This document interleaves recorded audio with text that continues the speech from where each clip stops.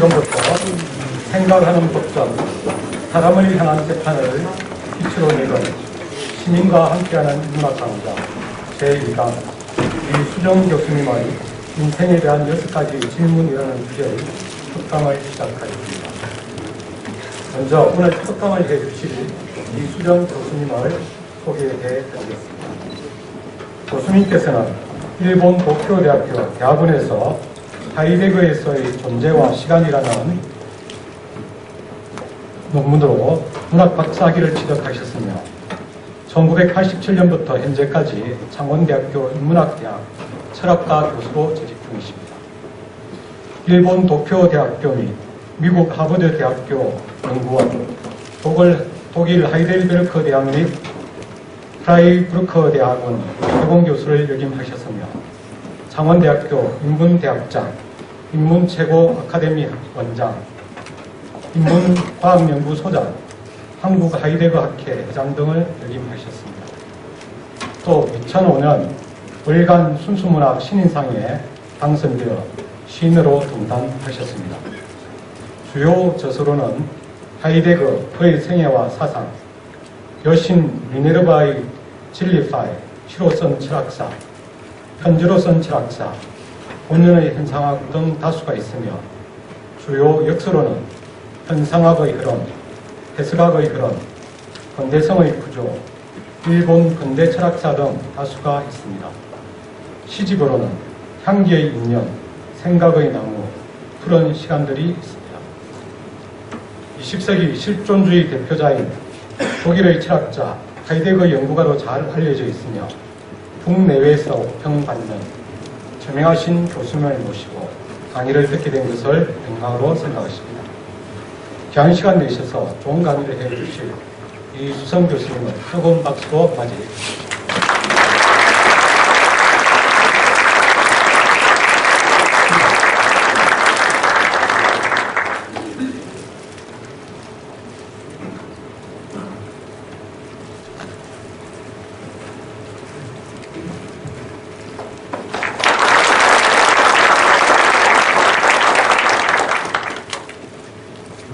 반갑습니다. 이수정입니다. 습관적으로 제가 반갑습니다 하고 인사드렸습니다만 아직 반가운지 잘 모르시겠죠? 이런 특별한 시간을 계기로 해서 다음에 혹시 언젠가 어디서 다시 만나게 될 수도 있지 않겠습니까? 그때 정말로 반가울 수 있는 그런 사이가 될 수 있었으면 좋겠습니다. 지난주에는 도진성 교수님이 충무공 이순신에 관한 강의를 해주셨다고 들었는데 오늘은 철학에 관한 이야기를 조금 들려드릴까 싶습니다. 이런 시간에 어울릴지 모르겠습니다만 오늘 나오면서 제가 조금 걱정을 했습니다. 원래 제가 이런 자리에서 이야기를 제법 잘한다라고 하는 이야기를 듣는 편인데요. 오늘 주제가 좀 이상해서 이 주제를 가지고 과연 이야기를 재밌게 잘 할 수 있을지 걱정이 됐습니다. 왜냐하면 이 강좌 자체를 기획한 우리 창원대학의 열린인문학센터 센터장을 맡고 계신 염재산 교수님이 언젠가 제가 이 이야기를 하는 걸 들어보셨대요. 재미있더라. 이거를 좀 해달라. 그렇게 특별 주문을 해주셔서 할 수 없이 이 주제를 내걸기는 했는데 사실 이게 1년짜리 강의입니다. 그걸 1시간 동안 이야기를 하라고 하니까 도대체 이야기를 어떻게 풀어나가야 될지 조금 난감한 실정입니다. 그러니까 일부러 이런 말씀을 드리는 이유는 사정이 그러니까 혹시 제가 좀 횡설수설하더라도 양해를 해주십사 여기 부탁드립니다. 좀 양해해 주실 수 있겠습니까? 네. 고맙습니다.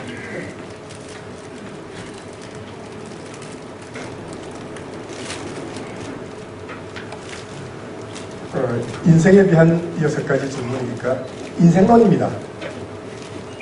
어쨌든 여기 모인 우리 모두가 다 한 사람의 인간으로서 인생을 살아가고 있으니까 우리 자신들의 주제이기도 하죠. 이번 계기 삼아서 인생이라는 거창한 주제에 대해서 한번 같이 생각을 해봤으면 좋겠습니다. 그럼 이런 물음을 한번 던져봅니다. 인생이란 무엇인가? 많이 듣던 이야기죠? 근데 작정을 하고서 일부러 이런 물음을 한번 물어봅니다. 이렇게 하면은 제대로 한번 물어본다면 어쨌든 조금이라도 우리가 깊이 내려갈 수 있고, 그리고 한 차례도 높이 올라갈 수 있고, 그리고 한 걸음이라도 좀 멀리 나아갈 수가 있게 되지 않을까. 이런 물음을 물어보는 사람과 그렇지 않은 사람은 인생에 대한 태도가 달라질 것이고, 인생 그 자체가 달라질 수 있습니다. 물어본다는 저희 같은 철학자들이 가장 즐겨하는 일 중에 하나입니다. 독일의 유명한 시인입니다. 요한 헤베르. 그 사람이 이런 말을 남겼습니다. 친애하는 것이라. 우리가 그런 뭔가를 매일같이 보고 있으면서도 그게 뭘 의미하는지 전혀 묻지 않는다는 것. 그건 칭찬할 일이 아니야.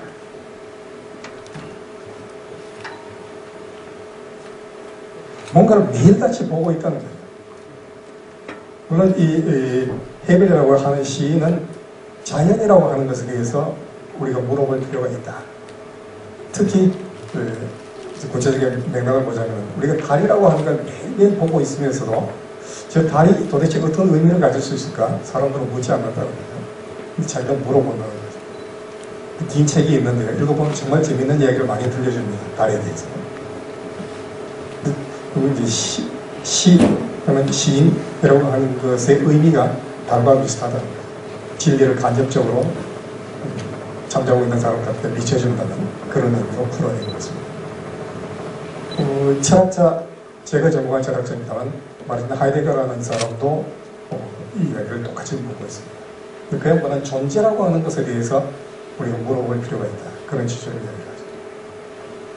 제가 오늘 시작을 하면서 이 말을 소개하는 것은 인생에 대해서 우리가 한 번쯤 제대로 진지하게 물어볼 필요가 있다는 이야기. 인생이라고 하는 것도 늘 있지 않습니까? 우리 주변에 보이는 게 전부 사람들이고 사람들이 사는 게 전부 인생이니까요. 너무 가깝기 때문에 특별할 게 전혀 없는 거죠. 그런데 우리가 작정하고 인생이라는 게 도대체 뭔가 물어본다면 이게 흔하다고 해서 별것 아닌 이야기가 절대로 아니라는 거예요. 좀 과장해서 이야기를 하자면 우리가 한 사람의 인간이고 그리고 한 사람의 인간으로서 인생을 산다고 하는 것은 우리가 생각할 수 있는 모든 별것 중에 별것, 최고의 별것은 왜? 우리 자신이 인간이고 우리 자신이 인생을 살고 있기 때문에 그렇습니다. 철학이라는 그 자체가 그런 의미를 가지고 있습니다. 별것 아닌 것 같아 보이는 건데 이걸 뒤집어서 읽어보는 거예요. 뒤집어서 생각을 해보는 거예요. 그럼 거기에 아주 특별한 의미들이 숨어 있어요. 그걸 드러내서 밝혀 보여주는 거예요. 마치 이 프리즘이라고 하는 것이 별것 아닌 듯한 빛을 받아들여서 통과할 수 있는데 프리즘을 통과하고 나면은 오색찬연한 무지개가 드러나는 것처럼 철학이라는 게 하는 역할도 그렇습니다. 오늘 제가 한번 또 프리즘이 되어보겠습니다. 일곱 빛깔 무지개를 제대로 드러낼 수 있을지 모르겠습니다만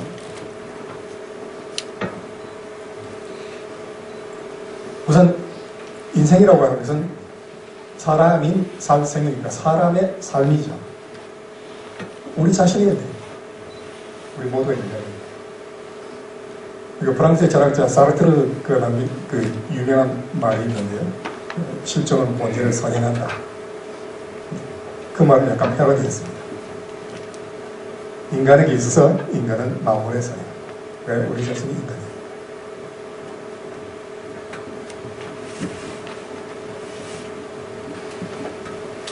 왜 굳이 철학이 사람이 뭔지 인생이 뭔지 묻는가 하면 인간이라는 것 자체가 고정되지 않기 때문에 그렇습니다. 우리 인간들은 끊임없이 만들어져요. 주변적인 여러 가지 상황들, 여건들에 의해서 만들어지고, 그리고 나 자신에 의해서 내면적으로 만들어지고. 그렇기 때문에 내가 나 자신을 어떤 사람으로 만들어갈지, 내 인생을 어떤 것으로 만들어갈지 나 자신한테 달려있기 때문에 그렇습니다.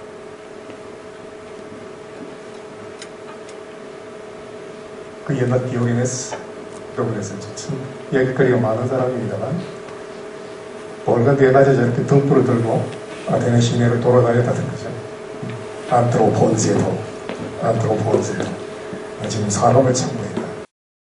주변에 널려있는 게 사람인데 왜 등불까지 들고 사람을 찾으러 다녔겠습니까? 그렇게 사람이 많지만 제 양반이 보기에 제대로 사람 같은 사람 참 드물다. 그럼요, 우리가 정말 겸허한 자세로 우리 주변에 살아가고 있는 다른 사람들을 살펴보면 정말로 이런 느낌을 받을 때가 많습니다. 전부 다 사람인데 정말 제대로 사람 같은 사람은 그렇게 많지 않습니다. 그래서 우리는 만약에 디오게네스가 여기 들어와서 또 저 덕분 들고 안트로폰세에 돌아다닐 때 여기요! 저 있습니다! 사람 여기 있습니다! 라고 과연 누가 자신있게 손을 들 수가 있을까? 우리가 여기 모이는 우리가 좀 그런 사람이 될 수는 없을까? 그런 생각을 해봅니다. 삶이라는 것도 그렇습니다. 살아있는 것은 이 지구상에 무수히 많이죠. 온갖 종류의 식물도, 온갖 종류의 동물들이 다 살고 있습니다. 특히 우리 인간들하고 비슷한 여러 가지 동물들도 같이 살고 있습니다. 근데 인간 말고 다른 생명체들이 산다고 한 것하고 인간들이 산다고 하는 건 근본적으로 다릅니다. 우수한 철학자들이 힘써 강조하는 이유 중에 하나가 거기 있습니다. 여러 가지 차이가 있는데요. 결정적인 것은 자기 자신의 상태에 비해서 자기 스스로가 관심을 갖느냐 갖지 않느냐 거기서 차이가 납니다. 우리 인간들하고 가장 비슷하다고 하는 유인원들, 침팬지 같은 것도 나름대로의 삶이 있죠. 원숭이의 삶이라고 원생이라고 해야 될까요? 근데 걔네들의 삶이 우리 인간들의 인생과 다른 것은 걔네들은 그냥 주어진 대로 삶을 살아갈 따름인 것이지 내가 어떤지 나의 삶이 어떤지 문제 삼지 않는다는 거예요. 세상에 그 어떤 똑똑한 원숭이도 여름에 더워 죽겠는데 나 왜 이렇게 털이 많아? 왜 이렇게 얼굴이 새빨갛지? 고민하는 원숭이는 전혀 없습니다. 근데 우리 인간들은 자기 자신에 항상 문제가 됩니다. 자기 자신의 삶이 항상 문제가 됩니다. 그래서 우리는 그런 인간이기 때문에 그런 인생을 사는 것이기 때문에 내가 도대체 어떤 삶을 살아가는지 어떤 삶을 살아가야 될지 검토해볼 필요가 있습니다. 소크라테스가 남긴 유명한 말입니다. 마지막에 검토되지 않는 삶은 살 가치가 없다. 이 양반은 평생 자기 자신의 삶을 검토하면서 고민하면서 살아왔고 그 때문에 겨우 역사에 불후의 이름을 남기게 된 것입니다. 이런 걸 계기로 해서 제가 말하는 것은 단 1cm라도 좋으니까 우리 질적인 성장을 하는데 좀 도움이 되지 않을까. 저는 요즘 같은 시대에 별로 인기가 없을지 모르겠지만 우리 인간들의 삶의 질이라고 하는 삶의 수준이라고 하는 것에 대해서 관심이 많습니다. 그래서 저한테 이런 이야기를 좀 해달라고 부탁이 들어왔을 때 저는 한 번도 거절하거나 사양한 적이 없습니다. 기꺼이 가서 제가 공부한, 제가 배운 내용들을 말씀을 드립니다. 어쨌든 이런 이야기를 들으면 듣지 않은 것과는 조금은 다르거든요. 한 1cm라도 줍니다. 성장. 소크라테스가 마지막에 남긴 이야기이기도 합니다. 우리 영혼의 향상이라는 표현을 씁니다. 소크라테스. 그 사람은 그런 데 관심을 가져야 된다. 그렇게 해서 제대로 사람 같은 사람, 작품 같은 인생. 철학적인 의미에서 잘 살고 제대로 살고 똑바로 살고 그런 의미에서 교양인, 문화인, 지성인이 될 수가 있었으면 좋겠다. 이런 희망으로 완성됩니다. 자, 거창한 6가지 질문을 인생에 대한 6가지 질문이라는 거창한 주제를 내세웠습니다만 별것 아닙니다. 우리가 너무나도 잘 알고 있는 육하 원칙에 따라서 인생이라는 것을 한번 생각해 봅시다. 는 제안입니다. 인생을 살아가는 나 자신이 도대체 어떤 존재인가? 나는 누구인가? 그리고 내가 인생을 살아가는 지금이라고 하는 것은 시간론적으로 도대체 언제인가? 어떤 시간을 살아가고 있는가? 그리고 내가 인생을 살아가는 여기는 삶의 장소, 삶의 자리, 삶의 무대, 여기는 도대체 어디인가? 어떤 곳인가? 어떤 곳이어야 하는가? 그런 질문을 던져. 그리고 막연하게 인생, 사람이 산다라고 이야기하지만 산다는 게 도대체 뭘 한다는 것인가? 우리가 살아가면서 어떤 일들을 하고 또 어떤 일들을 해야 되는가? 이런 질문을 한번 던져보자. 그리고 삶이라고 하는 것이 이제 어떤 성격의 것인가? 어떻게 살아야 할 것인가? 그리고 궁극적으로는 우리는 도대체 왜 살고 있는가? 왜 살아야 하는가? 이런 질문. 아무래도 시간적인 제약이 있기 때문에 이 6가지 질문 중에 아주 극히 작은 한 토막들을 일부분들을 오늘 여러분한테 말씀드리겠습니다. 혹시 들어보시고 조금이라도 그 재미있네 라고 생각하신다면 동네에서 창원대학교 오십시오. 1년짜리 강의입니다. 무료로 수강하실 수 있습니다. 대환영입니다. 그래서 첫 번째 주제부터 같이 생각해 보도록 하십시다. 나는 누구인가?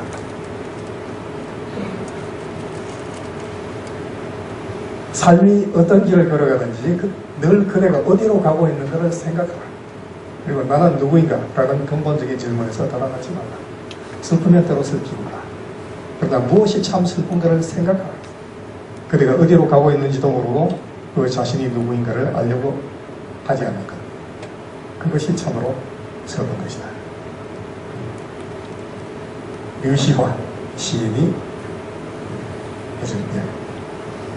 류시화 시인 여러분 다 알고 계시죠? 저명에서 우리 저기 창원에도 창원대학교에도 다녀간 적이 있습니다.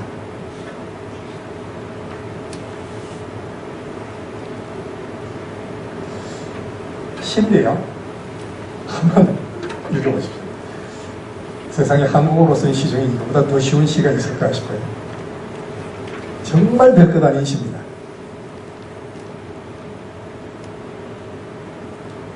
살펴보면 나는 나의 아버지의 아들이고 나의 아들의 아버지고 나의 형의 동생이고 내 동생의 형이고 아내의 남편이고 누이의 오빠고 아저씨의 조카고 조카의 아저씨고 선생의 제자고 제자의 선생이고 나라의 납세자고 마을의 예비군이고 친구의 친구고 적의 적이고 의사의 환자고 단골 술집의 손님이고 기의 주인이고 집의 가장. 그렇다면 나는 아들이고 아버지고 동생이고 형이고 남편이고 오빠고 조카고 아저씨고 제자고 선생이고 납세자고 예비군이고 친구고 적이고 환자고 손님이고 주인이고 가장이시. 오직 하나뿐인 나는 아니다. 과연 아무도 모르고 있는 나는 무엇인가? 그리고 지금 여기 있는 나는 누구인가? 김광규 시인이라고 일반인들 중에는 잘 모르시는 분도 있을지 모르겠지만 국제적으로 유명한 한국의 시인입니다. 한양대학교 동문과에 계시다가 정년퇴직을 하셨는데요. 이분도 역시 창원대학교에 다녀가신 적이 있습니다. 특히 유럽에서 이름이 널리 알려져 있습니다. 저는 이 시를 처음 읽었을 때 무릎을 쳤습니다. 여기 나오는 단어 중에 어려운 단어는 하나도 없죠. 그런데 이 시가 철학적으로 대단히 의미 있는 시입니다. 우리 인간들이 이 세상에 어떤 몸으로 태어나서 지금까지 인생을 살아왔고 앞으로도 우리가 인생을 살아가게 될 텐데 인생을 살아가는 나라고 하는 것이 막연한 나라고 하는 건 있을 수가 없습니다. 태어나는 그 순간부터 누구 딱 정해져 있어요. 딱 태어나는 순간에 나는 누군가의 아들이고 나는 누군가의 딸이고 태어나는 그 순간에 나는 창원 시민이거나 태어나는 그 순간에 나는 한국 사람이거나 태어나는 그 순간에 나는 남자거나 무수히 많은 것들이 딱 정해져 살아가면서 이런 여러 가지 이름들이 나한테 붙게 됩니다. 이런 이름을 가지고 우리는 살아가게 됩니다. 그리고 내가 어떤 이름을 가지고 있는지에 따라서 나의 인생의 내용이 완전히 달라집니다. 지금 여기에 모여있는 우리들만 하더라도 저만 하더라도 저는 창원대학교 철학과 교수라는 이름을 가지고 있습니다. 그렇기 때문에 저는 정해진 시간에 나와서 강의를 해야 되고 정해진 시간에 논문을 써야 되고 혹은 이런 고마운 부름이 있으면 기꺼이 나가서 특강도 해야 돼요. 그런 교수라는 이름을 가지고 지금 제 인생의 의미를 살고 있는 거죠. 여러분은 나는 창원지방법원 판사 누구누구 창원지방법원 직원 누구누구 라는 이름을 가지고 인생의 일부를 지금 이 순간 엄연한 우리 자신의 인생의 일부거든요. 그렇게 살아가고 있는 중입니다. 이런 무수한 이름들을 저는 철학적으로 신분이라고 부릅니다. 봉건시대에 양반상담하는 그런 신분이 전부 다가 아니라 내가 누구누구라고 하는 그 모든 것이 다 우리의 신분입니다. 그 신분이 우리의 삶을 결정을 해줍니다.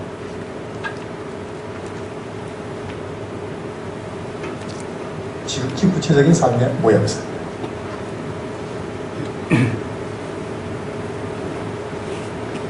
이거 사실은 표현은 다르지만 그 아득한 옛날에 공자도 알고 있었던 것 같아요. 공자는 신분이라는 말 대신에 이름이라는 말을 사용을 합니다. 공자가 우리 사회에서 그렇게 유명한데도 뜻밖의 사람들이 잘 모르고 있는데요. 공자라는 사람은 절대로 공자와를 맹자를 하던 고리타분한 사람이 아니었습니다. 매력이 척척 넘치는 사람이에요. 그런 지극히 구체적인 정치 철학자였습니다. 이 사람이 말하고 있었던 것은요, 우리가 살고 있는 이 세상을 정말 제대로 된 세상, 사람이 살만한 세상으로 만들고 싶어서 애를 쓰는 사람이었습니다. 그런데 공자라는 사람 눈에 비친 그 당시의 세상은 이거는 문제투성이의 세상이었습니다. 그 공자는 이렇게 이야기합니다.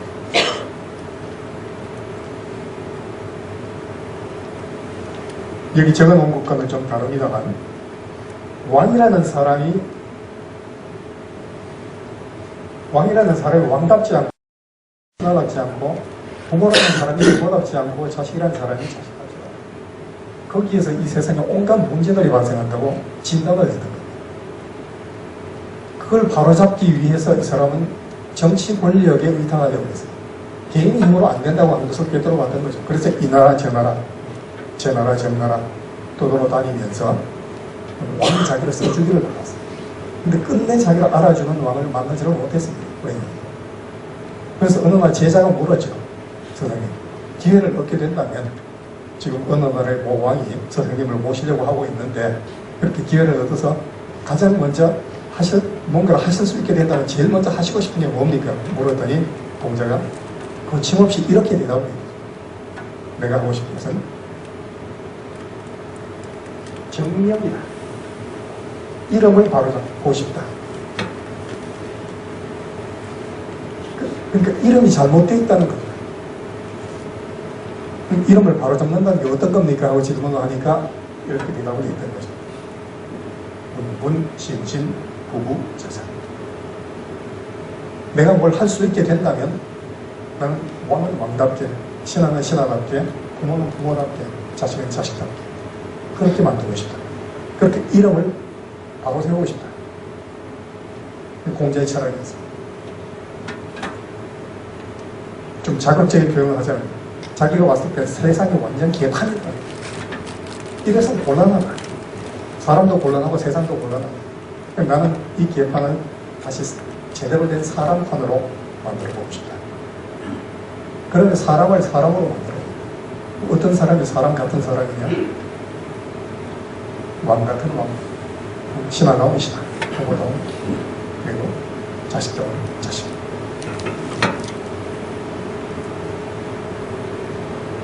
공자란 사람은 논어를 읽어보면요, 말을 그렇게 잘해요. 말 한마디 한마디가 그냥 그대로 쉽니다. 문, 신진, 부분, 얼마나 멋있습니다. 근데 여기 그렇게 깊은 철학적 통찰이 들어가요. 지금이라고 전혀 다를 게 없습니다. 지금 우리 세상에 보면은 국회의원이라는 이름은 있는데 이 양반들이 도대체 그 이름값을 제대로 하고 있는지, 수많은 공무원이라는 사람들이 있는데 공무원이라는 이 이름값을 제대로 하고 있는지, 수만 명의 교수라는 사람들이 있는데 교수라는 이름값을 제대로 하고 있는지, 부모들은 어떤지, 자식들은 어떤지, 지금 우리가 인생을 살고 있는 이 세상이 어떻게 돌아가고 있는지 우리는 신문이라든지 TV라든지 인터넷이라든지 그런 언론 매체들을 통해서 매일매일 접하고 있지 않습니까? 바로 우리 주변에 얼마나 많은 문제들이 있습니다. 그러니까 공자식으로 사람들이 제각각 각각 자기 자리에서 자기 이름값만 제대로 하면 극락적도가 따라옵니다. 그런 세상이 살만한 제대로 된 세상이라는 거죠. 그렇게 많은 신분들을 가지고 살아가기 때문에 사람들은 이리저리 거미줄처럼 얽혀 있습니다. 나라고 하는 것은 반드시 어떤 관계 속에서 살아가게 됩니다. 조금 전에 보면 군신관계, 사제관계, 부자관계, 연인관계, 부부관계, 상하관계,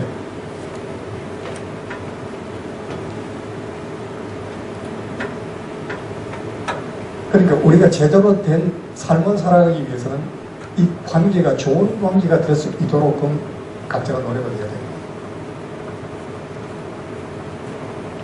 재미있는데요, 사람의 관계를 이 5가지로 나누는 경우가 있습니다.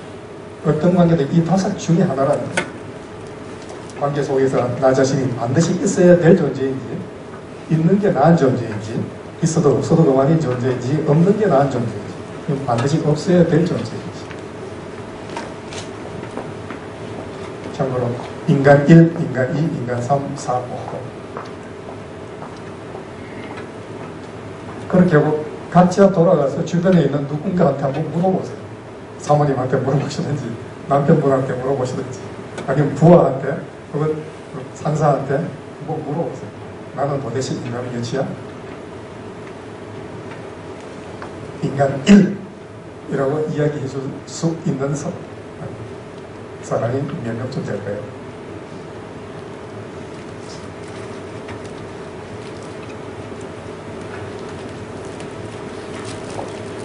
최소한 4번, 5번은 되지 말아야 되지 않습니까?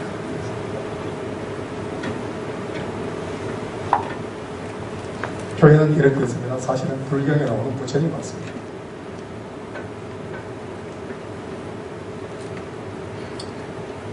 자, 아쉽지만 2번째 주제로 넘어가겠습니다. 언제 시간의 문제.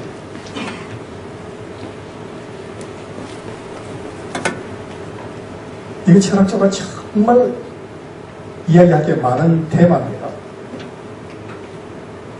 인생이라는 관점에서 시간을 보면은 이게 그냥 막연한 시간이라고 하는 것 있을 수 없습니다.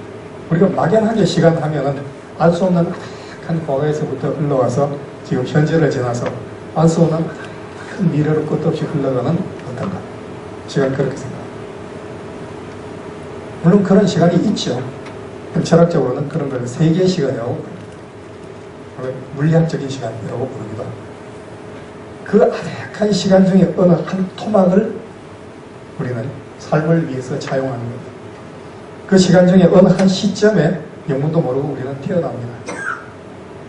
그리고 한동안 살아갑니다. 그리고 영문도 모르게 어느 한 시점에서 끝이 납니다. 그 한동안, 그 한 토막, 그게 인생의 시간입니다. 시간이 곧 삶입니다. 예를 들어서 내가 중병이 걸려서 병원에 갔더니만 3개월 남았습니다. 진단을 받는다고 칩시다. 그럼 3개월이 지난 후에는 내가 죽는다는 이야기겠죠. 그럼 내 인생이 끝난다는 이야기겠죠. 그럼 그때까지 꼭 남아있는 3개월 동안 내가 하고 싶은 게 너무나 많습니다. 그렇지만 우리 이야기하죠. 하고 싶은 게 너무 많은데, 아쉬운 게 너무 많은데 이제 나한테 시간이 없다. 그러지 않습니까? 그러니까 시간은 있기도 하고 없기도 하는 거죠. 살아가는 인생을 사는 우리 입장에서 본다면. 지금 우리한테는 시간이 있죠. 넉넉하게 주어져 있다고 생각합니다. 그게 인생의 시간, 삶의 시간이에요. 근데 그 산다고 하는 시간을 되다 보면 반드시 내용이 있습니다. 그냥 흐르는 게 아닙니다. 뭔가를 해요, 시간 속에서. 그러니까 우리가 흔히 과거라고 하는 것도 내가 뭔가를 했던 시간이에요. 우리가 막연하게 현재라고 부르는 뭔가를 하고 있는 시간이고, 우리가 막연히 미래라고 부르는 것은 뭔가를 하게 된 시간입니다. 지금 이 시간은 우리 모여서 인문학 특강을 듣고 있는 시간입니다. 제 경우에는 지금 특강을 하고 있는 시간. 그때그때 다 시간에 내용이 있다는 거예요.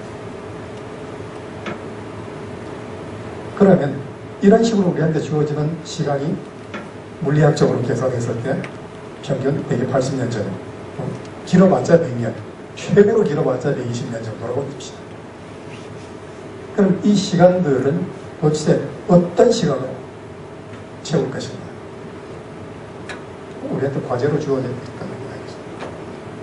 아무것도 하지 않고 멍하고 멍하니 그렇게 시간을 보내고 있을 때, 그것도 아무것도 하지 않고 있는 시간, 멍하니 있는 시간, 쉬는 시간, 노는 시간, 그렇게 내용이 규정돼요. 그러니까 시간에 양이 있고 질이 있다는 이야기. 저 어느 날 그런 생각이 들더라고요. 여기에 적어놓지는 않았습니다. 우리가 인생을 살아가는 시간이라고 하는 것은 화장실에 있는 두 마리 화장지하고 좀 비슷한 게 아닙니다. 그냥 한 토막이 주어집니다. 그럼 어떤 게 하나씩 쓰기 시작을 해요. 처음에는 이게 줄어드는 게 잘 안 보이죠. 그런데 쓰면 쓸수록 남은 게 얼마 안 되는구나라고 하는 게 느껴지지 않습니까? 화장실 쓸 때. 인생의 시간도 그러는 거죠. 처음에는 넉넉하게 보입니다. 두툼하게. 근데 금방 줄어들죠. 그리고 순서대로 풀어서 쓸 수밖에 없어요.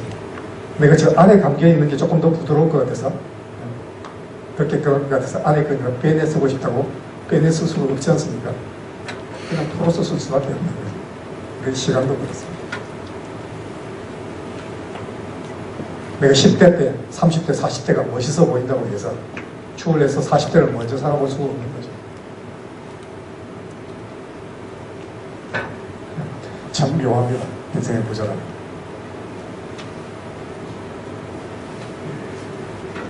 그 시간에 그런 식으로 양이 있고 질이 있기 때문에 우리는 시간을 제대로 관리할 필요가 있습니다. 인터넷에 널리 퍼져 있는 유명한 이야기인데요.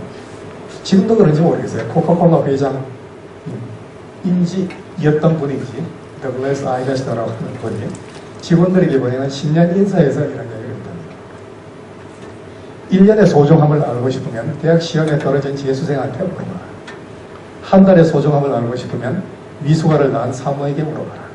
한 주의 소중함을 알고 싶으면 주간 잡지 편집장에게 물어봐라. 하루의 소중함을 알고 싶으면 아이가 6명이 딸린 일당 노동자에게 물어봐라. 한 시간의 소중함을 알고 싶으면 약속 장소에서 애인을 기다리는 사람에게 물어봐라. 1분의 소중함을 알고 싶으면 바로 1분 차이로 기차를 놓쳐버린 사람에게 물어봐라. 1초의 소중함을 알고 싶으면 간신히 교통사고를 모면한 사람에게 물어봐라. 1초 차이로 목숨이 왔다 갔다 하죠. 100분의 1초의 소중함을 알고 싶으면 올림픽에서 은메달을 딴 사람에게 물어봐라. 100분의 1초 차이로 금메달, 은메달이 갈리지 않습니다. 참 적어 먹진 않았습니다만 주자한 펼친 주희가 남긴 우성이라고 하는 시가 있는데요. 여러분 아마 다 아실 겁니다. 소년 2호 항난성 일천광음 불가요 계전 오엽 일주성 미각지당 춘초몽 계전 오엽 이주성. 소년은 늙기 쉽고 학문은 이루기 어렵나니 1초의 시간에는 할 수 없더라.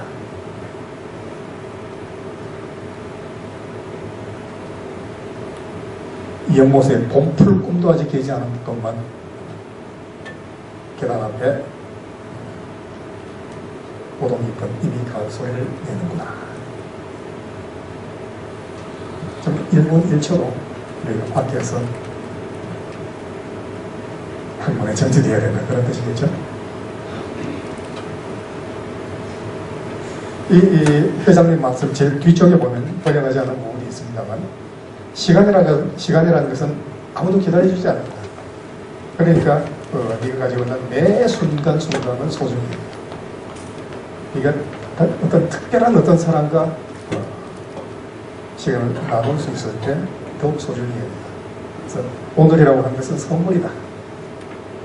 그게 왜 현재라는 것이 선물이라고 불리는가 하는 까닭이다. 영어에서 present라는 게 현재라는 뜻도 되고 선물이라는 뜻도 되고 현재가 곧 선물이다.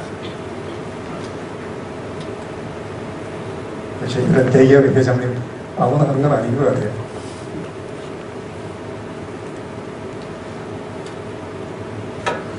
토마스 칼라일 오늘을 사랑하라.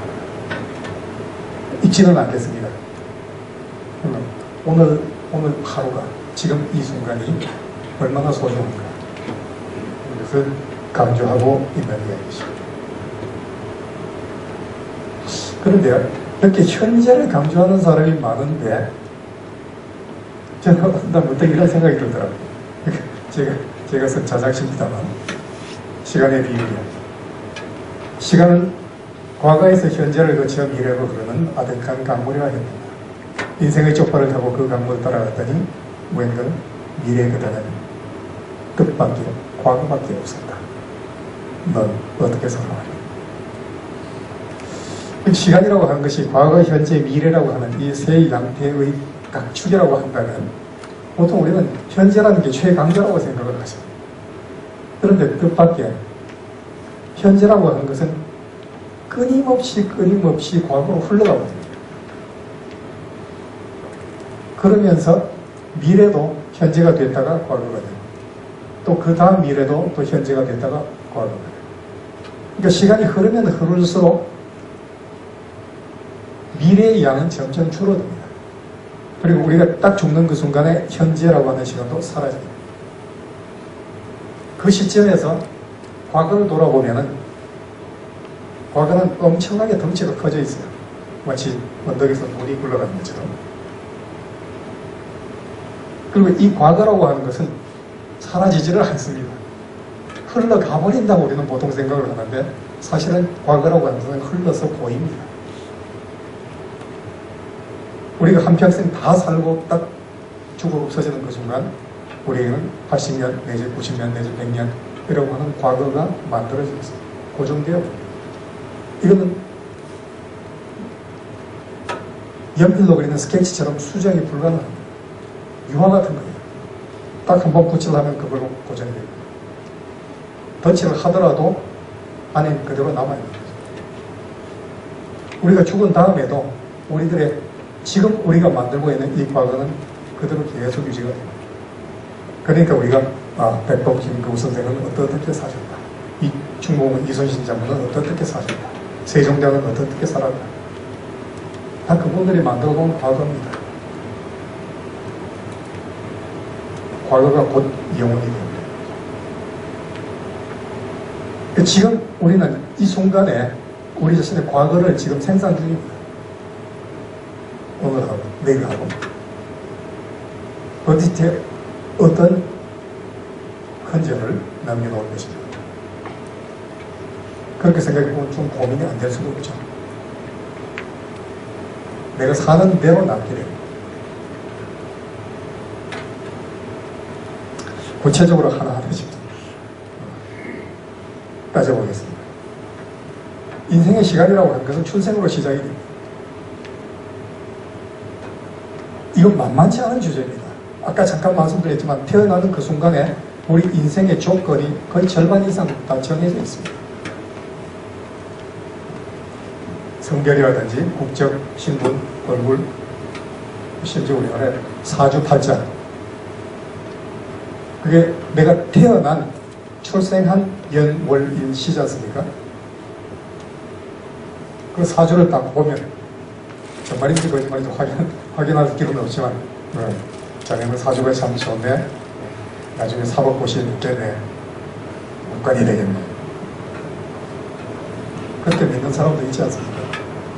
근데 정말이라고 가정한다면 실제로 우리 한국 사람들 중에 적절한 사람들이 사주를 믿거든요. 은근히 사주 가지고 궁합도 보지 않습니까? 이 중에 벌써 그런 경험을 해보신 분이 있을지도 모르겠습니다만 너무너무 사랑하는데 궁합을 보니까 안 맞는다, 결혼 파통하는 경우도 실제로 있지 않습니까? 우리 사회에서 태어난 열, 월, 일치 때문에 그렇다. 거기에 인생 전체가 출생 속에 다 들어있다는 이야기입니다. 우리 한국 사람들이 은근히 굳게 믿고 있는 내용이거든요. 그 출생이라는 게 이게 무시 못한다는 거죠. 근데 그것뿐만이 아니라 실제로 이런 경우도 보세요. 이런 양반들. 내가 딱 태어나고 보니까 우리 아버지가 히로히토더라. 그러니까 왕이 된 거예요. 태어나고 보니까 우리 아버지가 김정일이더라. 그래서 지금 위원장이 돼서 꼿꼿하게 힘주면서 살고 있어요, 인생을. 태어나고 보니까 우리 아버지가 이명석이더라. 나의 인생이 다른 사람의 인생과 같을 수가 없는 거죠. 출생에 그런 여러 가지 중요한 의미들이 있습니다. 그 누군지 혹시 아시겠습니까?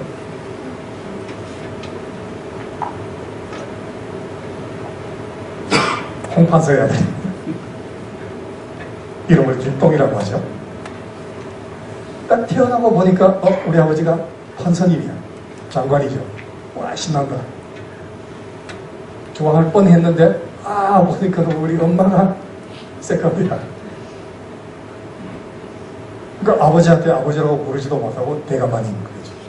그래서 어느 날 대감마님 불러서 길동아 애비라고 불러봐라. 그러니까 아버지 하면서 눈물 차차 흘리고 그랬지 않습니까? 출생 때문에 그렇게 돼요. 좀 따지고 이야기하자면 이 출생과 관련된 이야기 한두 번도 없습니다만 어쨌든 이런 식으로 우리 인생에서 출생이라고 하는 것이 가지고 있는 중요한 철학적 의미가 있다. 이 모든 드라마들 그래서 출생의 비밀 이런 것 빼고 대한민국의 드라마는 성립이 불가능하죠.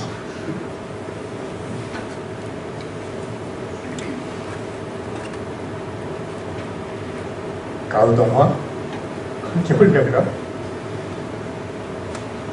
로미오와 줄리엣 이도령과 춘향이 명랑공주와 고동왕자가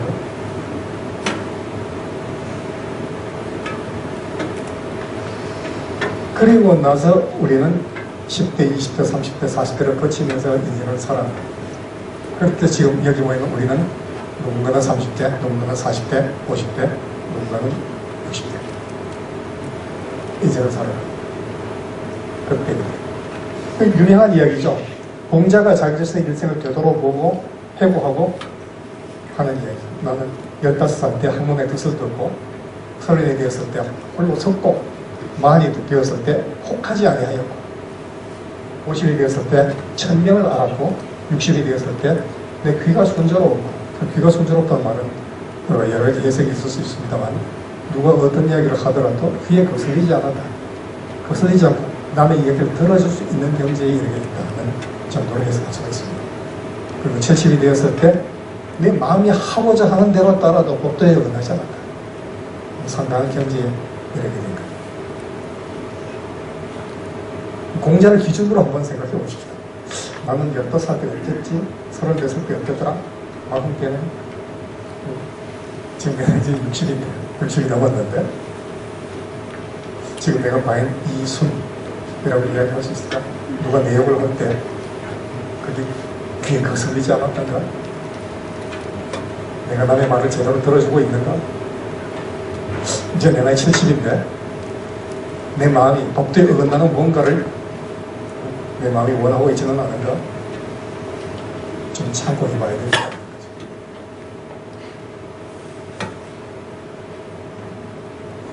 앞에 여러 가지 이야기들이 생략이 되어 있습니다만 어쨌든 그렇게 태어나서 우리는 어린이로서 한동안 인생을 살고 또 그리고 젊은이로서 한동안 인생을 살고 그리고 어쩔 수 없이 늙은이로서 또 인생의 한동안을 살아갑니다. 인생의 1막, 2막, 3막 정도로 표현을 해볼까요? 도대체 실제로 우리 주변을 한번 생각해 보는 거죠. 우리 주변의 어린이들은 어떤 어린이로서 살고 있고 우리 주변의 젊은이들은 어떤 젊은이로서 자기 인생을 살고 있고 우리 주변의 늙은이들은 도대체 어떤 늙은이로서 인생을 살고 있는가. 우리가 깊이 생각해 봐야 될 주제입니다.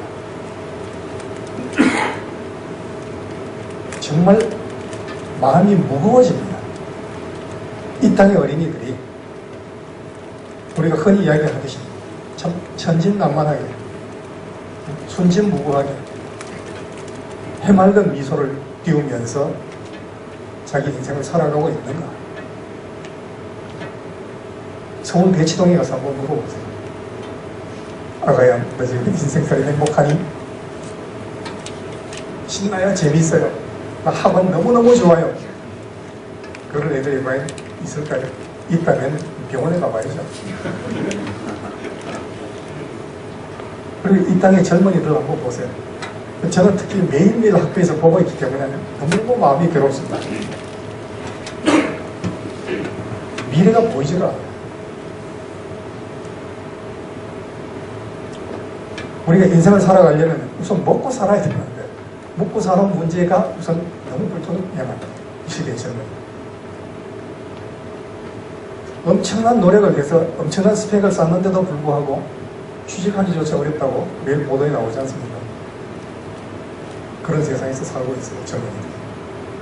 그러니까 흔히 이야기하는 꿈이라든지 열정이라든지 패기라든지 이런 것 지금 어디론가 다 사라지고 없습니다. 실종됐습니다. 어쩌면 우리 자신, 여기 모이는 우리 자신들이 그 책임의 일부로 져야 될지도 모르겠습니다. 대부분 여성세대들이지 않습니까? 즉 우리가 안정된 직장에서 잘 먹고 잘 살고 있다고 걔네들 무심할 수 있겠습니까?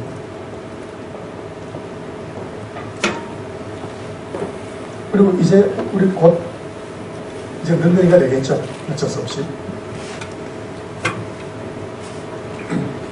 저만 하더라도 서울에서 지하철을 타고 가는데 어떤 아줌마가 벌떡 일어서더라고요. 그리고 앉으세요. 그래. 주변을 둘러봤습니다. 세상에 끼용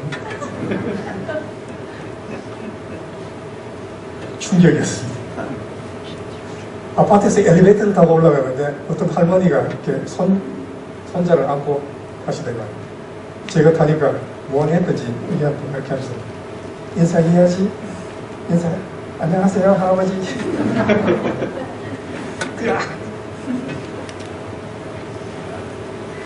충격이었습니다. 근데 거울을 보니까 거기 어떤 늙은이가 있는 거예요. 이 사람 누구야? 어쩔 수 없이 그렇게 됩니다. 그러면 이제 소위 평균 수명이 늘어나기 때문에 여기 모이는 우리 모두가 늙은이로서 살아야 될 인생의 시간이 상당히 깁니다. 도대체 어떤 늙은이로 살아야 되는지 지금 보세요. 독거노인, 고독산, 돈이 없어서 병원도 제대로 못 가고 비참한 늙은이들이 우리 사회, 우리 주변에 너무 많습니다.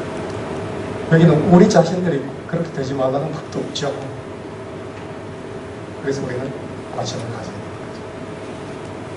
특히 아마 아시는 분은 아실 텐데 1970년대 제가 대학생이었을 때 그때 대학생이라면 누구나 한 번쯤 읽었던 이모당의 생활의 반전, 이런 이야기가 있더라고요. 늙는다고 하는 것은 아무도 현실적으로 막을 수는 없다. 인간이 늙어가는 것을 인정하지 않으면 자기를 속이는 경우가 없다. 자연에 대해 아무것도 반항할 필요는 없으므로 우아하게 늙어가는 편이 많다. 인생이라는 교양학은 평화, 고요, 안락, 정치적 만족을 위대한 피날레로 끝나야 할 것이며 고장난 무기나 찌그러진 시험과 소리로 끝나서는 안 된다. 참 좋은 표현이죠. 고장난 무기나 찌그러진 시험과 소리. 나 자신의 인생이 이런 식으로 끝날 거라고 생각한다면 비참하죠. 근데 남의 이야기가 아닙니다. 우리 주변에 이런 식으로 인생을 마무리하는 분들이 지금 너무너무 많아요.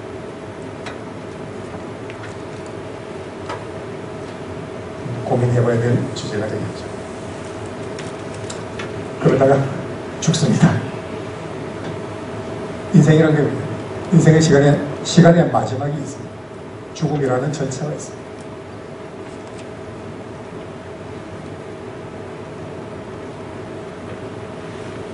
난 죽고 모르는 사람 누가 있어요?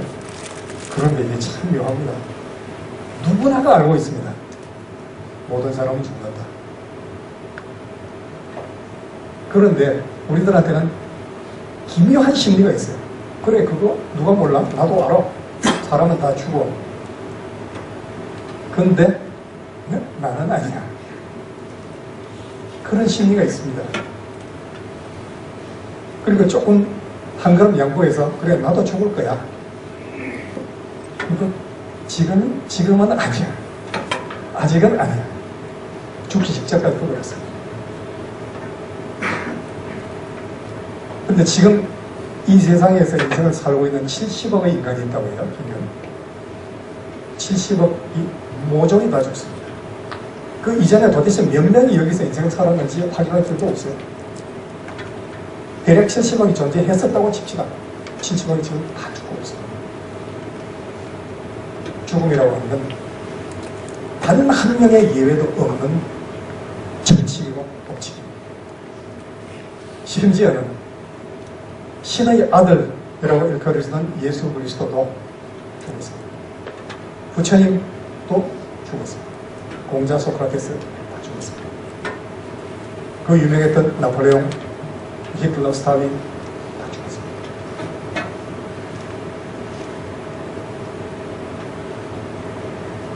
그러니까 삶의 한가운데서 한 번쯤은 작정을 하고 나 자신의 죽음이라는 주제와 제대로 대면을 해볼 필요가 있습니다.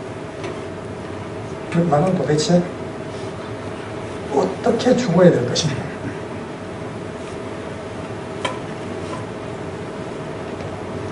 역시 시간적인 이유 때문에 제가 여기 다 적어두지는 못했습니다만, 사람은 누구나 다 죽지만 누구나 똑같은 모습으로 죽지는 않습니다. 다 다릅니다. 소크라테스 같은 사람은 어떻게 죽었는지 유명하죠. 자기 신념을 지키기 위해서 멋있게 똑바로 들고 죽었습니다. 그런 멋있는 죽음 때문에 특히 소크라테스가 역사에 확실하게 이름을 남겨놓았다고 볼 수 있죠. 심지어 예수 그리스도의 죽음은 신화적인 해석이지만, 종교적인 해석이지만, 그 죽음으로 인해서, 그때 흘린 피로 인해서 전 인류가 지었던 죄를 대신 씻어줬답니다. 엄청난 의미가 있는 죽음입니다.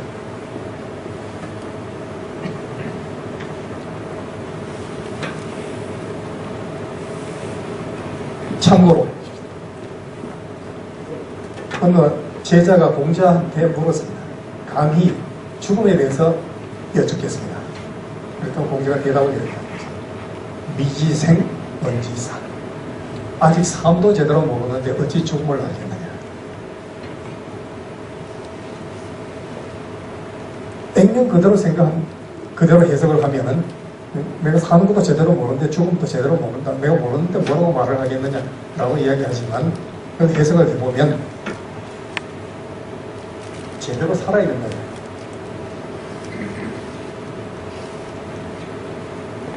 그럼 답은 제대로 나오는 거죠. 내가 제대로 살면은 내가 살아온 모습대로 죽게 되는 것이다. 어차피 우리는 죽게 됩니다. 근데 이 사람이 어떻게 살다가 죽었는가 하는 자취가 나오게 됩니다.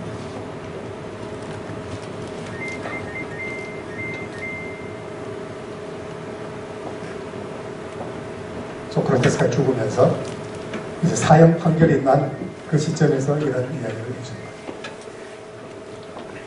죽음은 무슨, 보통 사람들 죽음을 두려워하는데 두려워할 필요 없다. 무서워할 필요 없다. 그러지 말아야 된다.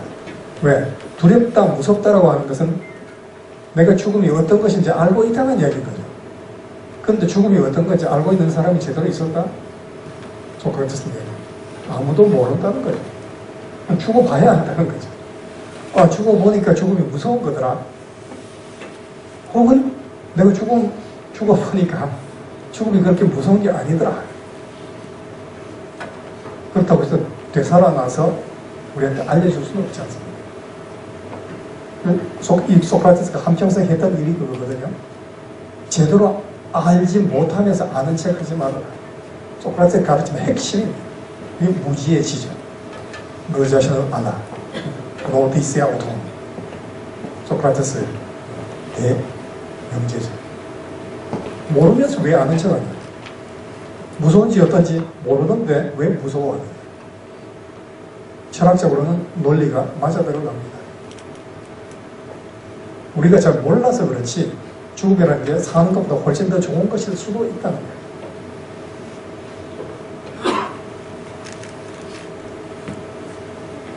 진짜 일반적으로 널리 알려진 이야기는 아닙니다만 소크라테스가 결국 이제 모함에 의해서 고발을 당하고 재판을 거치고 그리고 이제 유죄가 확정이 되고 사형이 확정이 되고 그래서 감옥에 갇혀 있다가 나중에 결국 독배를 들고 사형이 집행이 되지 않습니까? 좀 시간만 있다면 그 과정을 말씀드리면 참 좋은데 아주 재미있고도 교훈적인 이야기가 참 많습니다. 근데 마지막 순간에 소크라테스가 죽어가다가 말고 다시 버뜩 일어나서 한마디를 합니다.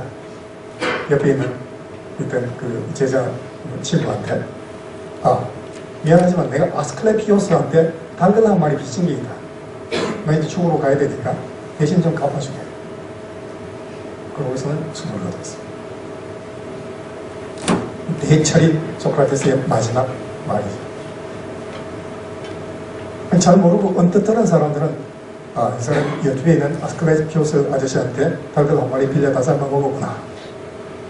대신 갚아주라고 그랬구나. 도덕적인 말. 그렇게 막연하게 생각하는 경우도 있습니다만 아스클레피오스라고 하는 게 그 닭장 사는 옆집 아저씨가 아니고 신의 이름입니다. 의술의 신입니다. 그리스 사람들은 자기가 아팠다가 회복이 되면 나쁜 일이 있다가 좋은 일이 되면 아스클레피오스 신이 그렇게 해주셨다고 생각하고 그 신전에 가서 감사의 뜻으로 달걀 한 마리 갖다 바치는 습성이 있었습니다. 소크라테스는 그 이야기를 하는 거죠. 내가 이제 한평생 고생하며 살다가 이제 죽게 됐다. 이거는 아스클레피오스한테 달걀 한 마리 바쳐야 될 일이다. 근데 나 이제 죽어야 되니까 미안하지만 대신 좀 감사해 주셔야 된다. 그런 뜻으로 봐요. 그러니까 어떻게 보면 일종의 위트라고 할 수도 있습니다. 죽는 것 중간까지도. 참, 생각이 컸던 철학자입니다.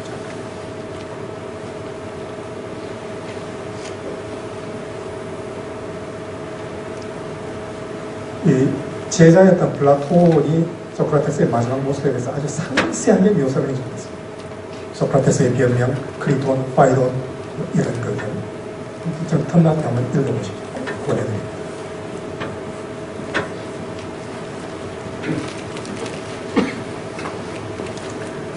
서둘러야 되겠네요.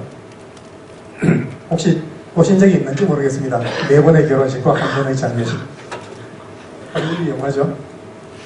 이 영화 도중에 보면 어떤 사람이 죽어서 장례식에서 그 고인과 아주 가까웠던 젊은 친구가 돌아가신 분은 좀 나이든 사람이 그 장례식에서 이런 조사를 낭독을 합니다. 이거 좀 너무너무 멋있다라고 생각해서 제가 일부러 옛날에 비디오를 빌려와서 일시 정지를 해서 받아 적었습니다.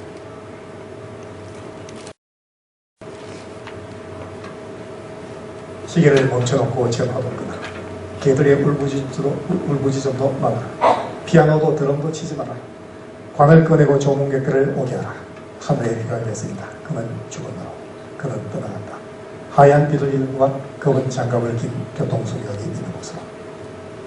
그 다음에 그는 나의 동서남북이었고 나의 주일, 나의 휴일이었다.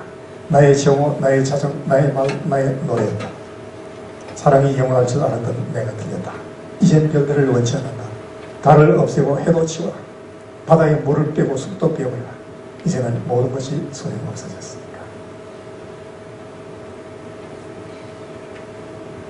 나중에 알고 보니까 유명한 시더라고요. 배우드 H. 오든이라고 하는 사람의 시였습니다. 근데 제 표현들을 한번 음미해 보십시오. 나의 장례식이라고 생각해 보십시오. 내가 죽고 내 장례식에 누군가가 옆에 와서 저런 조사를 읊어줬다. 죽어버린 나를 위해서. 그 사람은 나의 동서남북이었고 나의 주일이었고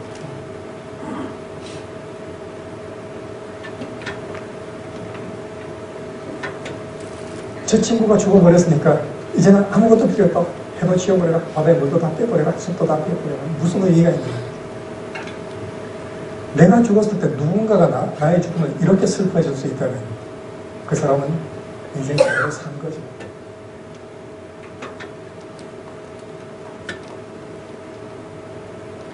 근데 여기 보이는 우리가 죽어서 장례식을 치를 때 나의 죽음을 저토록 슬퍼해 줄 수 있는 사람이 친구든 동료든 가족 빼고 누가 있을 수 있을까?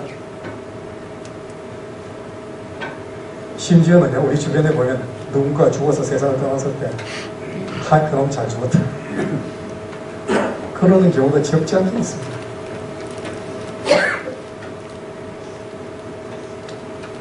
예를 들어 히틀러 같은, 스탈린 같은 독재자들이, 후세인 같은 독재자들이 죽었습니다.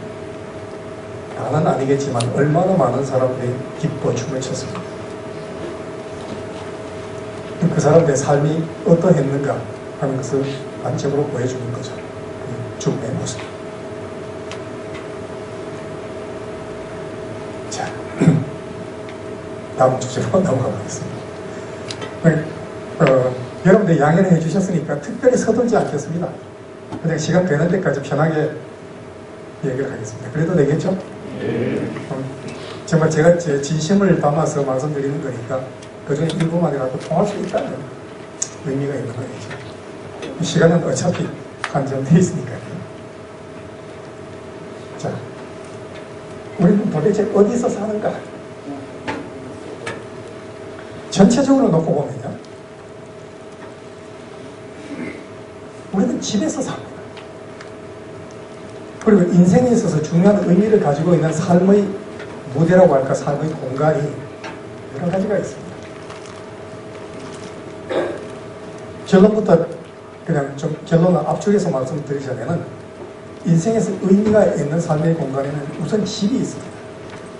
그리고 학교가 있습니다. 그리고 직장이 있습니다. 그리고 국가가 있습니다. 거기서 조금 한 걸음 더 나간다면 우리가 살고 있는, 우리가 흔히 자연이라고 부르기도 하는 이 지구가 있습니다. 이게 우리가 사는 장소입니다. 그리고 좀 철학적인 의미에서 세상에서 살아갑니다.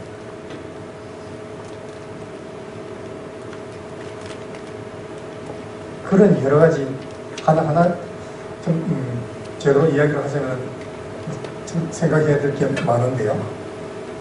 좀 주제에 몇 가지라도 좀 살펴보도록 하겠습니다.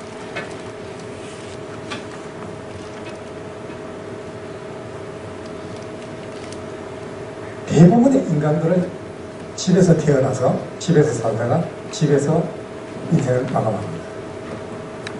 아닌데요. 병원에서 태어났는데 병원에서 죽을 건데 요즘은 이상하게 그렇게 돼 있죠. 근데 희한하게 인류의 역사를 생각해 봤을 때 우리가 병원에서 태어나서 병원에서 죽는 것은 극히 한순간입니다. 극히 최근입니다. 저희 세대가 어렸을 때만 하더라도 대부분 다 엄마들이 집에서 해놨죠. 좀 여유 있는 집은 산파를 집으로 데려왔었죠. 그때 소위 뭐 조산소 이런 것도 있었습니다만 거기 가서 출산하는 경우는 극히 드물었습니다. 근데 지금 병원에서 출생과 죽음이 이루어진다고 하더라도 사실은 그 병원이라고 하는 것이 엄마가 있는 곳이기 때문에 거기가 지금 철학적으로 해석하자면 집의 연장선입니다. 거기 가족들의 존재가 있고 가족들의 관심이 있고 가족들의 사랑이 있다면 집입니다. 묘하게 학교 강의에서 이런 이야기를 학생들한테 할 때 이렇게 얘기하죠. 머릿속에서 지도를 한번 그려봐. 그리고 자기 자신이 지금까지 살아온 발자국을 한번 찍어봐라. 그럼 그 발자국이 최초로 어디에 찍히나요? 집에 찍혀요. 그럼 매일매일 그걸 찍어봐라. 그럼 아침에 발자국이 집에서 집 밖으로 여기 나와서 뭐 친구 집으로 갔다가 혹은 학교로 갔다가 저녁이 되면 또 집으로 돌아. 아침에 또 집에서 나갑니다. 밖에 뻘뻘 굴리고 돌아다니다가 또 집으로 돌아. 또 집 밖으로 나갑니다. 밖에서 뻘뻘 돌아다니다가 또 집으로 돌아. 옆집에 보면 내 친구도 그래요. 내 집에서 나왔다가 돌아다니다가 집으로. 집에서 나왔다가 돌아다니다가 집으로. 그럼 지금 이 세상에서 살고 있는 70억 인구들의 발자국을 한번 찍어봐라. 70억이 얼마나 많습니까? 그 70억의 발자국이 집에서 나왔다가 돌아다니다가 집으로 돌아. 집에서 집으로. 집에서 집으로. 이게 인생을 살아가는 우리 인간들의 행동 양태입니다. 그러면 집이라고 하는 것이 우리 인생의 베이스 캠프라고 하는 사실이 드러나요. 집에서 나와가지고 집으로 돌아갈 때까지 인터벌이 길어지는 경우도 있어요. 이렇게 뭐 유학을 떠났다. 저만 하더라도 집에서 나와가지고 바다 건너갔다가 10년 만에 집으로 돌아갔지만 10년이 지나도 또 돌아옵니다. 그러니까 우리가 인생을 제대로 살려면 이 집이 좋은 집이라는 겁니다. 좋은 집이란 도대체 어떤 집일까요? 거기 집에는 가족들이 있습니다. 엄마가 있고 아빠가 있고 형이 있고 누나가 있고 동생이 있고 온 경우에 따라서는 할아버지 할머니가 계시고 이모가 있고 고모가 있고 삼촌이 있고 가족들. 그 가족들 간의 관계가 좋아야 좋은 집이 됐습니다. 거기서 우리는 온갖 힘을 얻게 됩니다. 인생을 살아갈 수 있는 힘을 집에서 얻게 됩니다. 지금 이 자리에 모이는 우리도 한번 지금 돌이켜보세요. 내가 이 자리에 있기까지 지금 이 자리에 있으면 얼마나 영광스러운 자리입니까? 세상 사람들이 다 부러워하는 자리죠. 법원인데요. 내가 이 영광스러운 자리에 앉기까지 우리 어머니가 아버지가 형제들이 얼마나 큰 도움을 줬는가. 그거 없이 이렇게 되기 힘듭니다. 너무너무 고마운 일이죠. 집에는 가족들의 사랑이 있어요. 그래서 화목해야 됩니다. 그 가화만사성 하는 말이 괜히 나온 이야기가 아닌 거죠. 가화, 집안의 평화, 가족 간의 사랑, 그 가치를 이야기하는 거죠.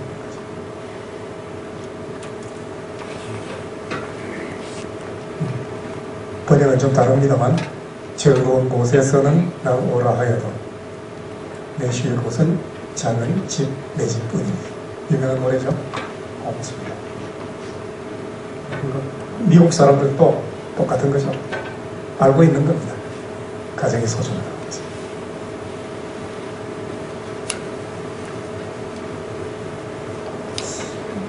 이건 유명한 해밍웨이가 했다고 하던가요? 인생이란 결국 집으로 향하는 제가 이야기다. 오늘도 아마 근무 끝나고 저녁에 다 집으로 돌아가실 거죠? 꽃이라도 하다못해 붕어빵이라도 사들고 들어가세요.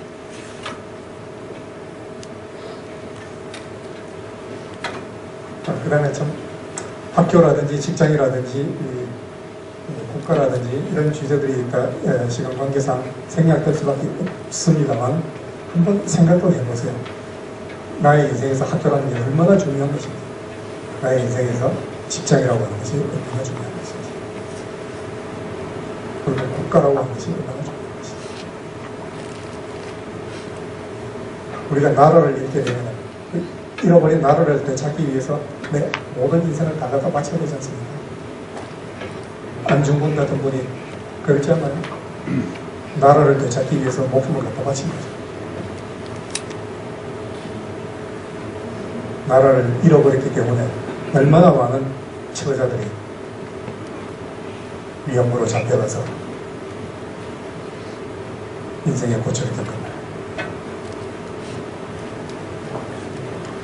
그리고 우리는 세상에서 살아갑니다. 우리가 막연히 이 세상이라고 하는 게 일종의 철학적인 개념인데, 사람들이 모여서 구성하고 있는 삶의 자연이에요. 지금 우리도 이 세상에서 세상살이를 하고 있는 거죠. 이 세상에서 인생살이를 하고 있는 거예요. 이 세상은 사람들이 모여서 구성하는 곳이에요. 그리고 그 사람들은 각자 태어날 때부터 자기 가슴속에 수없이 많은 욕망들을 가지고 있는 사람들이 모여서 구성하는 장소입니다. 그렇기 때문에 이 세상이라고 하는 것은 무수히 많은 이해관계들이 상충하는 곳입니다. 서로 거미줄처럼 이해관계가 얽혀 있습니다. 서로 부딪힙니다. 충돌을 일으킵니다. 거기에서 우리 인생사의 온갖 희로애락들이 형성합니다. 바로 이 세상에서 누군가는 자기가 바라는 것을 얻고 누군가는 얻지 못하고, 누군가는 뺏고 누구는 뺏기고, 누군가는 이기고 누군가는 지고, 그 모든 것들이 다 인생 게임이라고 할 수 있습니다. 거기서 내가 원하는 것을 이루면 행복이라는 것이 따르고, 이루지 못하면 불행이라는 것이 뒤따르고, 그럼 거기서 상처를 얻게 됩니다. 그 세상이 지금 우리가 살고 있는 이 세상입니다. 그래서 기본적으로 이 세상은 욕망이 충돌하는 장소이기 때문에 삭막한 사막이거나 아니면 살벌한 정글이거나 그렇습니다. 그러니까 눈 부릅뜨고 정신 똑바로 차리고 살아가야 됩니다. 그렇지 않고 멍청하게 살아가다가는 언제 어디서 정갈이 나와서 내 뒤꿈치를 쏘아댈지, 어디서 맹수가 튀어나올지, 어디 가서 뱀이 기어나올지 알 수가 없는 것입니다. 그래서 아마 이 자리에 모이신 분들은 다 인생을 만큼 살아오셨기 때문에 제가 말씀드리지 않아도 너무너무 잘 알 겁니다. 이 세상이라고 하는 것이 무시무시한 곳이라,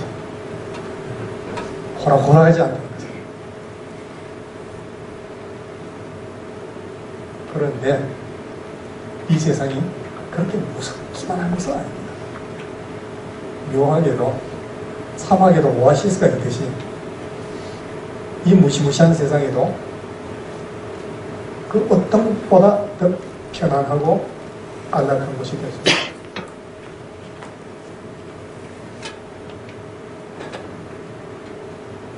우리 자신들이 하기라는 게 있습니다. 여러분들이 여러분 주변에 있는 누군가에게 따뜻한 미소를 지으면서 따뜻한 말 한마디를 건너보세요. 그 순간 거기에서 절절절절하고 시냇물이 흐르기 시작합니다. 사람과 사람 사이에, 그 사람과 사이를 촉촉하게 적셔줄 수 있는 시냇물이 흐르기 시작합니다. 거기에서 파릇파릇 나무가 자라날 수가 있습니다. 우리 자신이 그런 오아시스를 만들 수가 있습니다. 저도 저 나름대로 내가 지금 두 발로 딛고 서 있는 이 주변에서 그게 크든 작든, 범위가 크든 작든 오아시스를 만들어 보려고 노력을 합니다. 여러분들도 그 오아시스를 만드는 동지가 되어 주셨으면 좋겠어요. 좀 도와주실 수 있겠습니까? 예. 고맙습니다. 거짓말이라도 고맙습니다.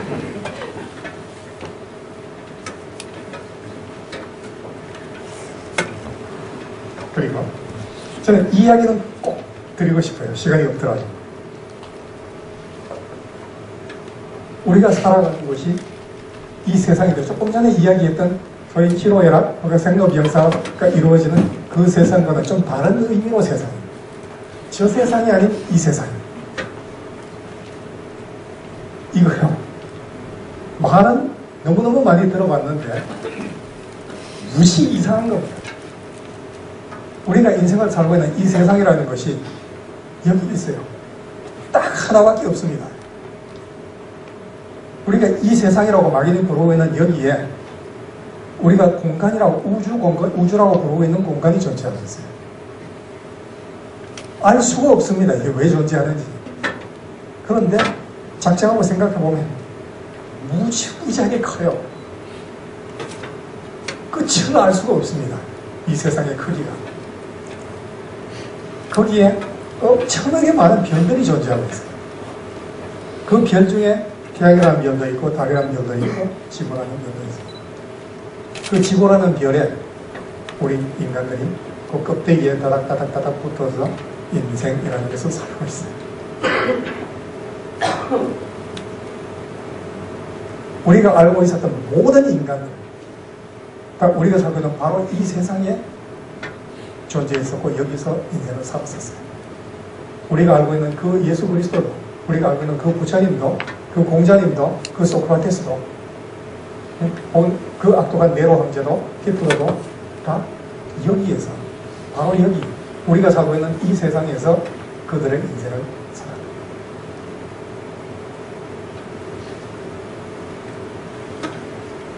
신기한 세상입니다. 이상한 공간이에요. 딱 하나밖에 없습니다. 만년 전, 천만 년 전, 억만 년 전에도 이 세상은 딱 하나 있었어요. 앞으로 100년 후, 1000년 후, 만년 후에도 이 세상은 똑같이 그냥 열려 있습니다. 거기에 지금 우리가 알지 못하는 또 다른 인간들이 뭣도 모르고 여기 태어나서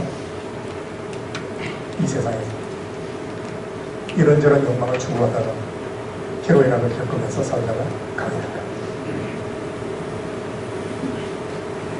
이 세상의 존재한다고 하는 이 세상, 이게 이상하다 하는 걸 느끼면서 2600년 전에 그리스에서 철학이라고 하는 게 생겨납니다. 그 철학이 시발점이었습니다.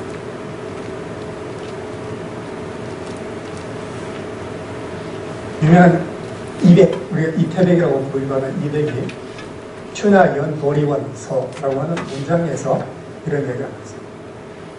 무릇 천지라고 하는 것은 만물의 여관, 만물에 잠시 머물다가는 여관과 같은 것이다. 이 천지라고 하는 것이 이 세상입니다. 세상 천지 그러잖아요. 그리고 철학자 칸트도, 철학자 파스칼도, 그건 시인 야콥센도.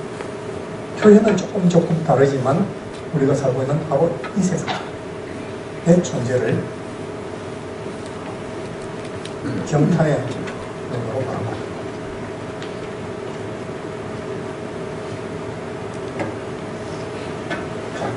조금 서둘러서 다음 주제. 삶의 내용. 우리가 인생을 살고 있는데 말 그대로 사람의 삶이거든요. 인생은. 산다는 것이 도대체 뭘 하는 거야? 태어나서 죽는 그 전까지 수많은 행위들을 합니다. 그 행위들의 밑바닥에 보면은 뭔가를 바라는 게 있어요. 우리가 산다는 것은 우리가 바라는 것을 얻기 위해서 노력하는 과정이에요. 신기하게도 그건 태어나는 그 순간부터 우리 안에 그냥 심어져 있습니다. 뭔가를 끊임없이 바랍니다. 죽기 직전까지. 그 경우에 따라서는 욕망이라든지 욕심이라든지 야심, 야망, 희망, 갈망 표현은 다르지만 이게 전부 우리가 뭔가를 바라는 거예요. 압축해서 보자면 우리가 뭔가를 하고 싶거나 뭔가를 갖고 싶거나 뭔가가 되고 싶거나 여기에 우리 삶의 내용이 다 들어있습니다. 지금 이 순간 그렇잖아요. 지금까지 어떻게 살아오셨는지 돌이켜보세요. 나는 법관이 되고 싶다. 나는 교수가 되고 싶다. 사랑을 하고 싶다. 맛있는 걸 먹고 싶다. 좋은 자동차를 갖고 싶다. 좋은 넓은 아파트를 갖고 싶다. 그게 지극히 구체적인 우리들의 삶의 내용이었지 않습니까?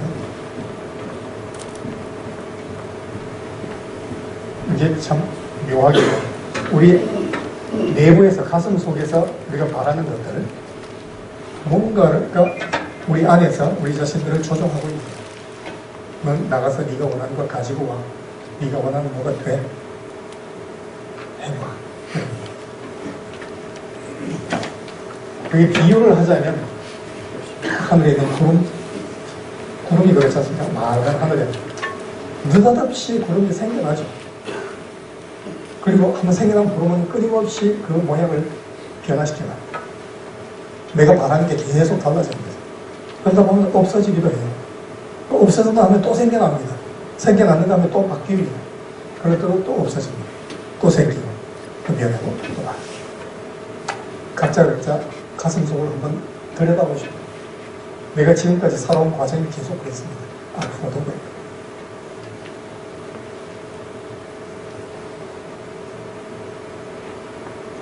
그 바라는 것 중에 가장 대표적인 것이 부입니다. 옛날 사람들이 좀 나름 지혜가 있었던 거예요. 부, 비, 공명. 이 네 글자 속에 인간들이 바라는 핵심이 다 들어있어요. 부, 돈입니다. 요즘 자본주의 시대잖아요. 모든 인간들이 다 돈 벌려고 살죠. 귀, 높은 자리에 오르는 겁니다. 공명, 유명해진 공을 세우고 명성을 얻는 겁니다. 요즘은 그걸 인기라고 부르기도 하죠. 다 여기에 들어있는 거죠. 공자라든지 해겔 같은 철학자들도 그 핵심을 꿰뚫어갔습니다.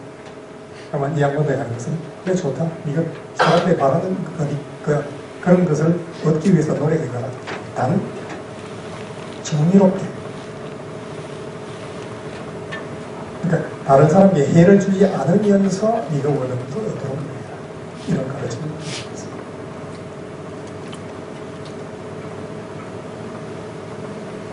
그 수많은 행위들을 해나갈 때 황금률이라고 할 수 있는 게 있습니다. 행위의 원리가 있는 거죠. 너무나 간단해요. 예수 그리스도가 했던 이야기고 공자가 했던 이야기고 명실보감이 나오는 표현은 다르지만 내용은 똑같습니다. 네가 나에게 대접받고자 하는 대로 나면 대접해라. 다른 사람이 나한테 칭찬해 줬으면 좋겠다. 그럼 너도 다른 사람 칭찬해라. 다른 사람이 나한테 뭘 많이 갖다 줬으면 좋겠다. 그럼 너도 다른 사람 갖다 줘. 공자도 똑같은 이야기를 했습니다. 이소벽 물시오. 너에게 싫은 것을 남에게 하지 마라. 표현법이 예수님은 포지티브하게, 공자님은 네거티브하게 표현했었다는 겁니다. 똑같습니다. 명심보감에도 남이 나를 중히 여기기를 바란다면 나도 남을 중요하게 생각해 주겠다.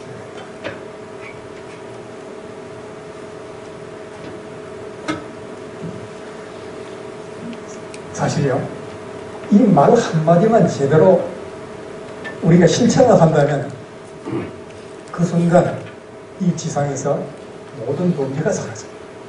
그 순간 이 지상에서 모든 전쟁이 사라집니다.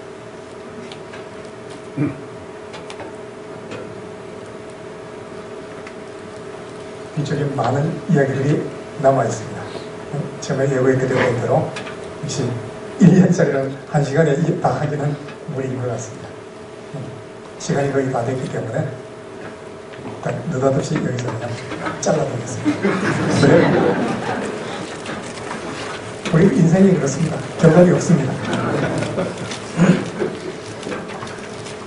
그리고 말씀드렸죠? 뒷이야기 하신 분들이 있을 겁니다. 꼭 창원대학교 찾아오십시오.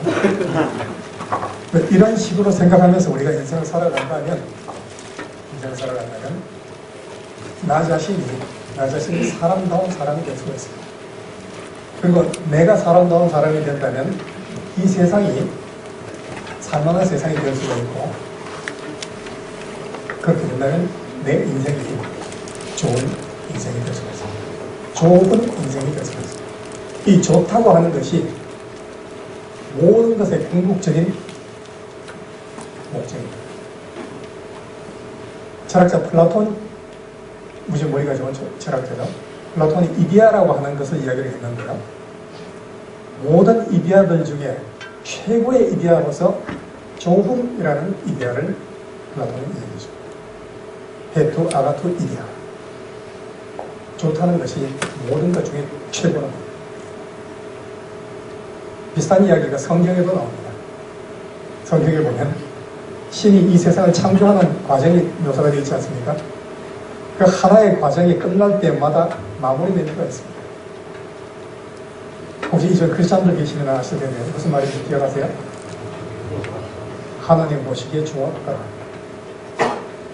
그 이야기를요, 철학적으로, 현상학적으로 뒤집어서 읽어보면 하나님에 의해서 창조되었다고 하는 모든 것들, 철학적으로 지금 우리가 이야기하는 모든 현상들입니다.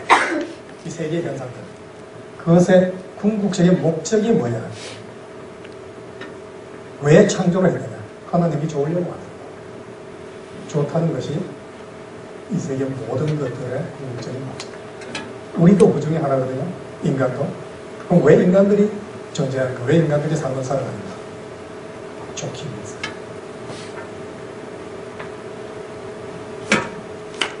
어때요? 들어보시니까 좋았습니까? 네.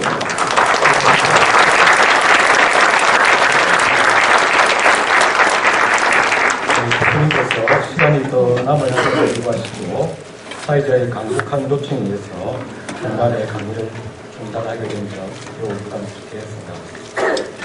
교수님께서는 인생론에 대한 서론을 도입으로 하여 인생에 대한 6가지 질문이라는 주제로 질문 1편에서 철학의 영원한 주제인 나는 누구인가에 대한 고찰과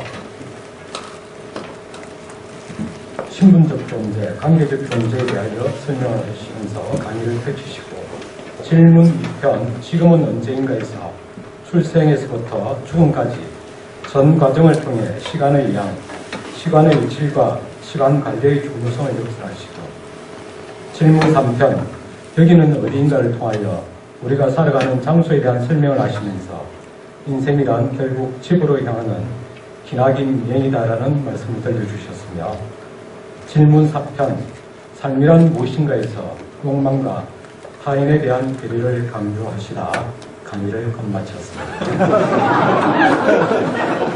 본 강좌를 계기로 각자 스스로의 삶을 돌아보고 인생의 내용, 질, 품격 그런 것을 한 번쯤 진지하게 고려해 주셨으면 좋겠습니다.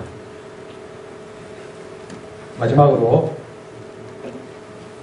특강을 통해 참석하신 여러분께 어제보다 더 큰 자신과 정신적 풍요로움을 안겨주신 이수정 교수님께 다시 한번 큰 박수 부탁드립니다.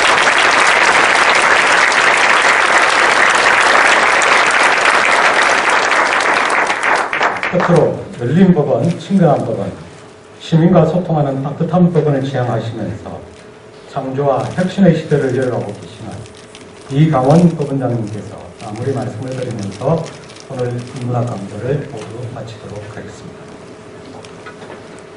오늘 그 이수정 교수님께서 너무 열광하신 바람에 6가지 중에서 2개를 못 들었습니다. 누가 언제 어디서 무엇을 어떻게 왜 무엇을 한 반쯤 들었죠 저희가. 어떻게 왜를 못 들었습니다. 참 감사드리고 다시 한번 우리 이수정 교수님께 뜨거운 박수 부탁드립니다.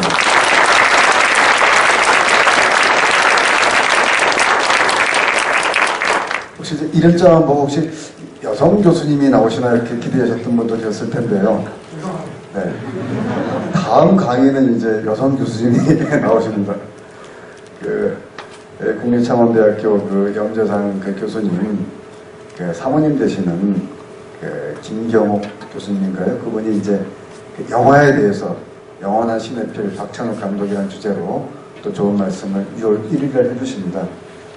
바쁘신 시간에 귀한 걸음 해주신 여러분들께 감사드리고, 우리 박종훈 전장님이나 우리 선관위 과장님들 가셨나요? 네, 가셨네요. 그리고 또 잔업하셔야 되는 거 아닙니까? 네, 바쁘시지만 또 이렇게 공부를 통해 가지고 우리가 더 한 단계 더 발전하는 그런 모습을 지향했으면 좋겠습니다. 여러분들 모두 안녕히 돌아가시고 다음 강의 시간에 다시 뵙도록 소망하겠습니다. 감사합니다.